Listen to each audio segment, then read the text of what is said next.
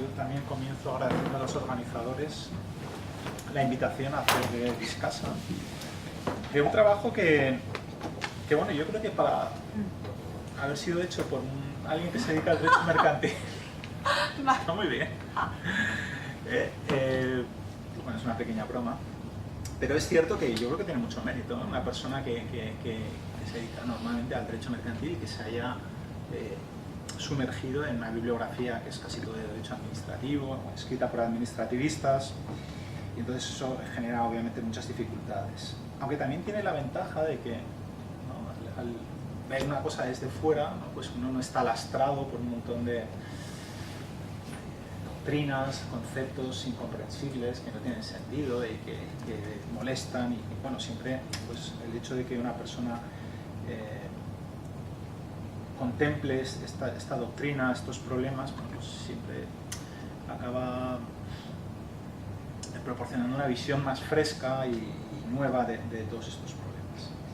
Bien, yo en primer lugar voy a hacer unas observaciones generales que me parecen, bueno, discutibles. La primera es en relación con el concepto de discrecionalidad, ¿no? Que, bueno, aquí coges un concepto que es una concepción que es la mayoritaria todavía en la doctrina española, que es la discrecionalidad como la posibilidad de elegir entre dos o más soluciones igualmente válidas. Definición clásica, canónica, de García Enterrey y Tomás Ramos Fernández. Bien, esta visión está siendo cuestionada últimamente y a mí me parece que hay que cuestionarla, porque lo que creo que deberían hacer los poderes públicos, la administración, siempre es tratar de escoger la mejor solución, la más conveniente para los intereses públicos. No es que puedas optar, no se puede optar. Tú siempre tienes que tratar de adoptar la mejor solución posible, ¿no? Es decir, si tú ves que hay dos soluciones y te dices, bueno, puedo optar entre ellas, esta me parece mejor, pero voy a optar por la otra. Esto sería arbitrario, ¿no? Es decir, lo que pasa, yo creo que hay que concebir la discrecionalidad como deferencia. Es decir, los tribunales, dentro de un determinado margen, deben dar por buena, por válida, la solución o la decisión que haya adoptado la administración. Como dicen algunos autores, lo que pasa es que hay una especie de asimetría entre la norma de conducta, es decir, la administración tiene que adoptar la mejor solución, y los tribunales tienen que utilizar una norma de control que es más limitada, ¿no? Es decir, bueno, yo no sé cuál es la mejor solución, pero siempre que la decisión adoptada por la administración se mantenga dentro de un determinado margen, tengo que darla por buena. Tú puedes decir, bueno, pues esto que me estás diciendo es un juego de palabras, ¿qué sentido tiene, ¿no? Es decir, admitir que la administración tiene que llevar a cabo una conducta que de alguna manera no es controlable o totalmente controlable por los tribunales. Bueno, pues tiene sentido, porque entre otras cosas por una razón pragmática, ¿no? Porque está demostrado empíricamente, hay algunos estudios que demuestran empíricamente que hay normas que, aunque carezcan de sanción, es decir, aunque no sean controlables por los tribunales, aunque no sean sancionables, que no sea sancionable el incumplimiento de esa norma tiene efectos reales. Es decir, es más fácil que la administración adopte una decisión que efectivamente satisface de manera óptima los intereses públicos si le imponemos ese deber que si no se lo imponemos, aunque no haya sanción alguna. No sé si me explico. Sí. El mero hecho de que haya una norma que le obliga a la administración a adoptar la mejor solución, aunque no sea controlable por los tribunales, aunque no sea sancionable el incumplimiento, va a producir un efecto. Entonces, solo por esa razón pragmática creo que es preferible esta concepción. En segundo lugar, yo creo que lo apuntas, ¿no?, cuando hablas de las distintas clases de discrecionalidad. A fin de cuentas, el problema aquí es el grado de discrecionalidad que le concedemos a la administración. Es decir, la discrecionalidad puede tener distintos grados. Hay veces que la administración tiene mucha discrecionalidad, el margen de actuación es muy amplio, otras veces ese margen es menor. En tercer lugar, no me queda clara cuál es la tesis central del trabajo. ¿Cuál es tu tesis fundamental? Es decir, a veces en algún punto, cuando por ejemplo hablas de los argumentos en contra de la discrecionalidad administrativa, parece que tu tesis es que no debería existir la discrecionalidad absoluta, en modo alguno, ¿no? Es decir, los tribunales pueden entrar a controlar en todos sus aspectos plenamente la decisión que adoptada por la administración. No deberían ser deferentes en modo alguno con la administración. Mientras que a veces da la impresión de que tu tesis es menos extrema y lo que te parece mal es que el control judicial sea simplemente superficial. Es decir, que le estamos dando demasiada discrecionalidad a la administración, en este caso a la Comisión Europea. Entonces no me ha quedado clara cuál es tu tesis, ¿no? Bien, ¿cuál es mi opinión al respecto de todo esto? Bien, pues yo creo que yo creo que entro en el núcleo, ¿no? En la almendra del trabajo. ¿Tiene sentido la discrecionalidad? ¿Está justificada la discrecionalidad? Porque creo que es una pregunta básica, ¿no? Bien, yo creo que la premisa de la que es razonable partir, y desde luego es de la que yo parto, es que todos los poderes públicos siempre deben tratar de adoptar la mejor solución para los intereses públicos. Es una premisa razonable, ¿no? Y también que hay que interpretar el ordenamiento jurídico, nosotros deberíamos interpretar el ordenamiento jurídico, por lo tanto también las normas que regulan la discrecionalidad administrativa, las normas que regulan el control judicial, con ese objetivo también, ¿no? Vamos a tratar de interpretar el ordenamiento jurídico de manera que logremos que los poderes públicos adopten en esta materia de defensa de la competencia y en otras pues las soluciones que son mejores para el conjunto de la sociedad, ¿no? Esa es un poco la premisa. Segundo lugar, aquí tenemos un problema y es el problema de la incertidumbre. Muchas veces no sabemos o es muy difícil saber cuál es la mejor solución para el interés público. Descendiendo un poco en el caso, si esta fusión entre dos grandes empresas va a ser buena para los consumidores o no lo va a ser, ¿no? Hay un montón de decisiones que no está claro cuál es la mejor solución para los intereses públicos. O en materia de función pública, que tú lo has señalado, pues muchas veces no está claro en un concurso si este señor tiene más méritos que el otro, si va a ser mejor profesor o no. Entonces, ese es el problema de la incertidumbre, que no está clara cuál es la mejor solución para los intereses públicos. Y por eso existe un riesgo más o menos elevado de que las autoridades competentes para decidir, en primera instancia la administración, pero luego también los tribunales, se equivoquen, ¿no? Es decir, hay un riesgo de cometer un error, de que autoricemos una fusión de empresas cuando es una mala solución para los consumidores, o al revés. Bien, ese es el gran problema. Entonces, yo creo que la discrecionalidad en este contexto sí que está justificada. ¿Por qué? Porque la discrecionalidad yo creo que es un instrumento que permite minimizar errores, el coste de errores. Es decir, la discrecionalidad administrativa, otorgarle a la administración ese margen de actuación, permite disminuir los errores y el coste de errores, de equivocarse, ¿no? ¿Por qué? La discrecionalidad tiene ventajas, tiene un lado positivo, por varias razones, pero la más importante es que estamos dando discrecionalidad a una organización, a un órgano que, vamos a suponer, luego me detendré un poco más en este punto, que normalmente posee conocimientos más especializados, posee mejores recursos materiales, posee, esto es muy importante, más tiempo que los tribunales para adoptar una decisión en determinadas materias que son muy complejas. Tú dices, el problema es que tú dices, esto está muy economizado, hay que tener en cuenta muchos factores, cómo van a evolucionar los precios, cómo va a evolucionar el mercado. ¿Quién es integran el Tribunal de Justicia de la Unión Europea? Pues le integran juristas. Los juristas normalmente no saben economía. Bueno, pero son cuestiones complejas técnicamente y estamos de acuerdo en que para adoptar ese tipo de decisiones hay que saber de economía, entre otras cosas también hay que saber de derecho, ¿no? Entonces, bien, entonces podemos suponer, y yo creo que es una suposición razonable, que determinados órganos poseen mejores recursos materiales, poseen mejores conocimientos, más tiempo para adoptar una decisión acertada en determinadas materias.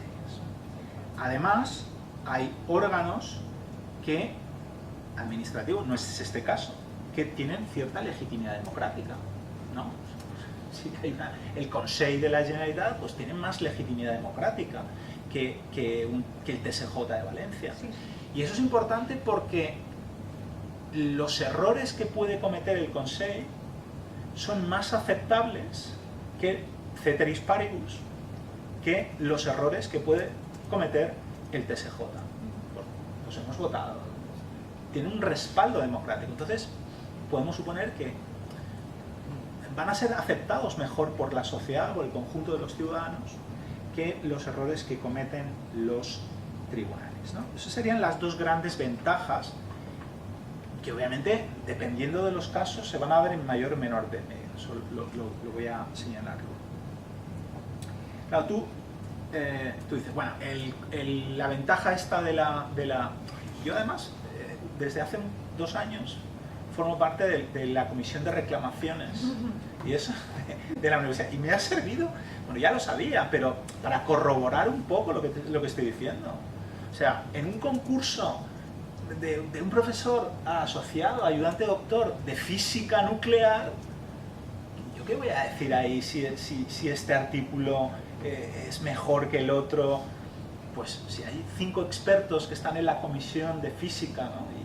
y han dicho que esto es mejor, yo puedo detectar algunos errores, yo puedo sospechar que hay una cierta arbitrariedad, pero tengo que ser referente.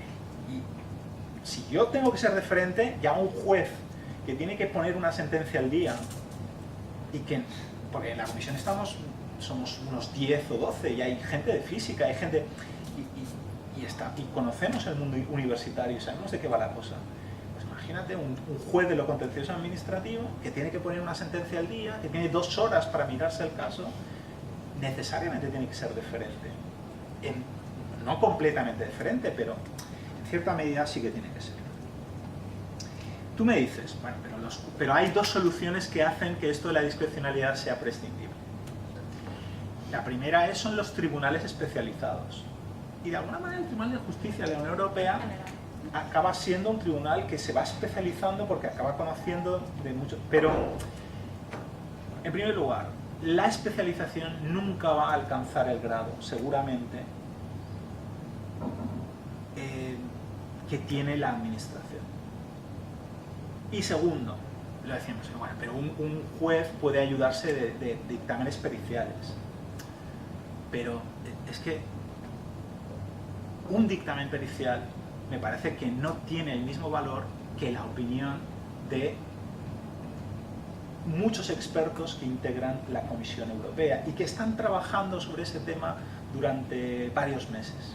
Un juez muchas veces que no tiene los conocimientos mínimos, imprescindibles, para comprender y valorar adecuadamente un dictamen pericial. Y muchas veces no tiene el tiempo tampoco. Y además, si fuera lo mismo, es decir, si la administración no tuviera ventajas en esta materia respecto de los tribunales, lo que seguramente deberíamos hacer es ya entregarle en primera instancia la competencia al Tribunal de Justicia de la Unión Europea para que él decida ya sobre la fusión, porque si la administración no tiene ninguna ventaja, pues le damos directamente la competencia al tribunal para que autorice o no las fusiones, ¿no? Entonces yo creo que es razonable suponer que normalmente la administración sí tiene ventajas a la hora de tomar decisiones en materias muy complejas. Otras veces no, por ejemplo, yo no le veo, y eso lo comentamos, ¿no?, en una clase de inglés, yo no veo, por ejemplo, que los tribunales, que la administración tenga una ventaja sobre un tribunal a la hora de decidir si una manifestación expresiva está amparada por el artículo 20 de la Constitución. Sí, yo creo que es al revés. Los tribunales tienen mejores conocimientos, están mejor situados que la administración para hacer de policía de la libertad de expresión. Pero bueno. Por lo tanto, la administración tiene ventajas y en cuanto que tiene mejores conocimientos, pues va a cometer menos errores. Y los errores van a ser de menor gravedad. Ahora bien, por otro lado, la discrecionalidad administrativa tiene un lado oscuro. Y es que la gran desventaja de darle un cierto margen de actuación a la administración es que la administración tiene peores incentivos que los jueces para adoptar una decisión conforme a la ley. Es decir, el peligro de desviación de la administración es mayor. Por muy independiente que sea, pues siempre pueden ser capturada la comisión por grupos de presión, mientras que un juez está bastante aislado de estos intereses espurios. El riesgo de cometer abusos, yo creo que en general también podemos estar de acuerdo en que es menor, ¿no?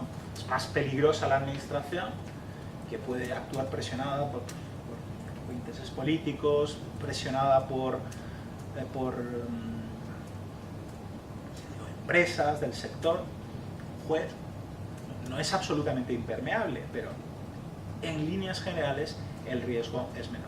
Por cierto, tú dices, la otra solución eran los tribunales especializados. O sea, pero cuanto más especializas un tribunal, el riesgo de captura aumenta. Bueno, estamos viendo, por ejemplo, con la Audiencia Nacional, los juzgados de lo mercantil, etcétera, etcétera. Entonces, bien. Entonces, la administración tiene la gran ventaja de la especialización, del conocimiento especializado, pero la desventaja de que sus incentivos son malos, ¿no?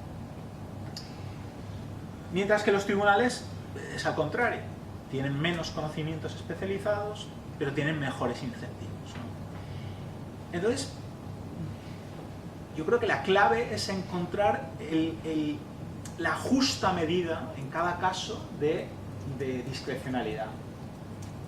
Por lo tanto, un juez, a la hora de resolver uno de estos casos, tiene que decir, bueno, ¿hasta qué punto tengo que ser deferente o no con la administración? Y debe ser el propio juez el que ajuste ese grado de deferencia en atención a las circunstancias del caso, en atención a una serie de factores que, como mínimo, me parece que deberían ser los siguientes. A mí, el factor crucial que me parece, el factor que me parece crucial es ese de en qué medida hay una especie de brecha cognoscitiva entre el tribunal y la administración para tomar una decisión acertada. O sea, si se trata de una materia en la cual no es que sea intrínsecamente compleja, porque todas son complejas, es que la administración está mucho mejor situada por sus conocimientos que los tribunales para acertar en ese caso. Y yo creo que esto de las fusiones, el derecho de la competencia, encaja bastante, ¿no? Entonces, cuanto mayor será esa brecha cognoscitiva, mayor ha de ser la discrecionalidad.